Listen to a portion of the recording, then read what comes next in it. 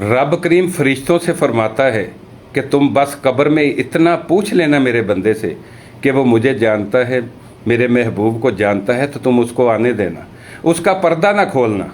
अल्लाह ताला फरमाता है मैं खुद ही मैदान माशर में उससे हिसाब ले लूँगा। मुस्लिम शरीफ की हदीस पाक है, नबी पाक सल्लल्लाहु अलैहि वसल्लम फरमाते हैं क़यामत के दिन अल्लाह ताला अपने बंदे पर अपनी रहमत की चादर डालकर लोगों से छुपा कर उससे सवाल पूछेगा कि ये गुनाह तूने किया है। वो कहेगा या अल्लाह मैं भूल गया, गलती हो गई। अल्लाह ताला फरमाएगा ये भी गलती तेरी है। वो कहेगा या अल्लाह मैं भूल गया। अल्लाह ताला फरमाएगा ये गुनाह भी तेरा है। तो वो कहेगा या अल्लाह मैं भूल गया, भटक गया, गलती हो गई।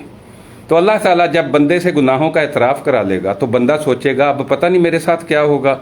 नबी पाक सल्लल्लाहु अलैहि वसल्लम फरमाते हैं तो अल्लाह ताला फरमाएगा जब मैंने तेरा उस दिन भी पर्दा रखा था, उस दिन भी तेरी पर्दा पोशी की थी, आज भी तुझे जन्नत अता कर।